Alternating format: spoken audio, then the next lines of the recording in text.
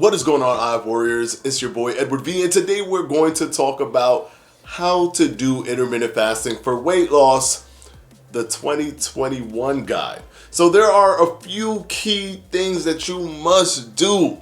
And of course, we need to look at what has happened, what has transpired, because we get over 20,000 plus studies on intermittent fasting over the course of a year. So what does the data say now? And what should you do to be as efficient as possible? Let's go ahead and break that down in this video. Stay tuned.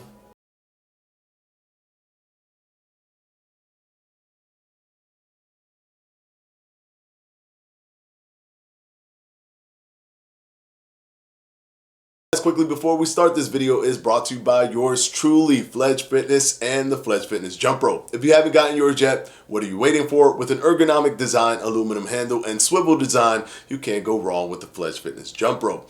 You can click on the top right hand corner of this video or down in the description box below. And of course, as always guys, thank you so much for your support. Let's go ahead and jump right into the video. Now, everything that I'm going to talk about is based on the psychological elements of intermittent fasting, the actual, fat burning, biological elements of intermittent fasting, the practicality of intermittent fasting so that you can do it forever, and how to work your energy balance so that you can burn as much fat as possible and reach your goals. First thing we're going to talk about is calibrate your intermittent fasting regimen.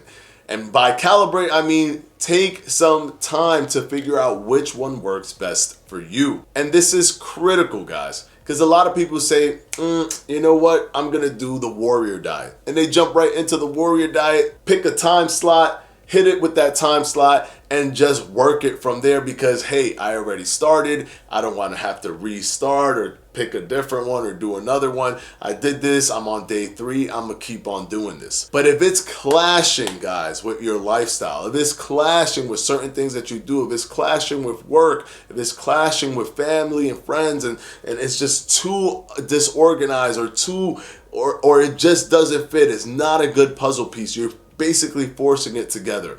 If you have to deal with that, you might deal with it well for the first week or so, or even the first month, or even 2 months.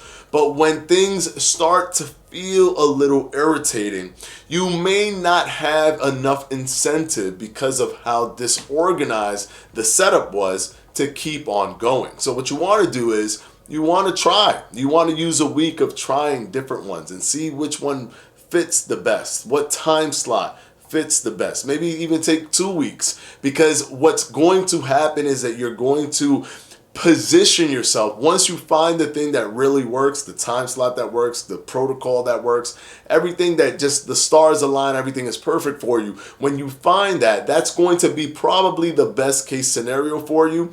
And if it feels as comfortable as possible, when things get a little irritating or when you fall off a little bit, it's easier to continue to do it or to hop back on because you've already created a good base, a good platform, a good infrastructure for you to do this for the rest of your life. And that should be the main goal. Pick a time slot, try to be able to do it for the rest of your life. Of course, you'll have exception days. Of course, you'll have days where you go off of the protocol, special days where you don't do it. But if you have the best system, the best setup, it's going to always be easy to stick to it and have exception days while this becomes the rule for you. Another thing we're going to talk about is what time of day should you eat? Should it be earlier? Should it be later?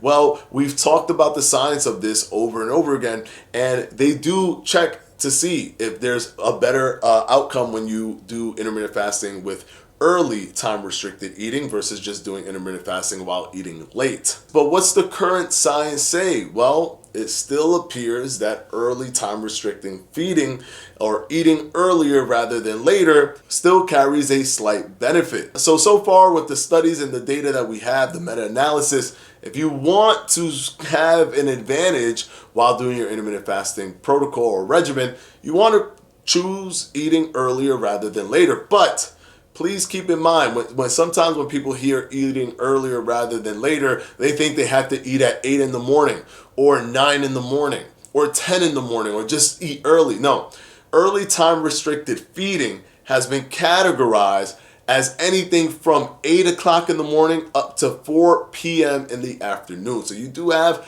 a big chunk of time throughout the day to eat early rather than later. But this is all because it's connected to your circadian rhythm, where there's higher where your metabolic rate tends to be higher at certain points in the day and lower at other points in the day. And this has meshed well with intermittent fasting. So the studies are still showing, even in 2021, even with the new data that we have, that intermittent fasting with early time restricted feeding still gives you a slight advantage when it comes to burning fat overall. Now let's go ahead and move on to number 3. Adding exercise to your regimen is still a killer utility in the tool belt, because let's face it, all the studies that we've talked about, even the new recently found hormone found in 2012 by Harvard University called irisin, shows that there is a lot of benefit to be gained with building muscle, even with doing cardio. You're not just creating the afterburn effect that allows you to burn more calories. You're not just building muscle that increases your metabolic rate, which helps when you're losing weight. When you lose weight, you're automatically reducing your metabolic rate. Why not do something on the other end that increases your metabolic rate so that you can kind of, balance that a little bit more and be able to eat a certain amount of calories while still reducing weight? It's a no-brainer, guys. You want to build muscle, you want resistance training, and you want to do cardio while doing intermittent fasting. I know intermittent fasting makes it easy to not have to want to do those things, because you tend to just lose weight by the act of intermittent fasting because you're creating such a small eating window, and you tend to undereat rather than overeat. But I'm telling you that if you ever hit a wall and you weren't working out would have made it much easier and fluid for you to lose that weight without hitting that wall so early. And now let's go on to number 4, and this one is just a given. Keep ensuring that you are at a caloric deficit. Another thing that a lot of people do with intermittent fasting, because it's so simple, because it's so easy, because it's just a small eating window, people don't check their caloric deficit. They don't check to see if they're at a net positive or net negative energy balance at the end of the day, based on what they've eaten, based on what they've done in terms of physical activity, or the energy burned throughout the entire day. People just don't check that because intermittent fasting makes things so simple. But I'm telling you guys, if you're good, if you're losing weight and everything is smooth sailing, fine. You don't have to check.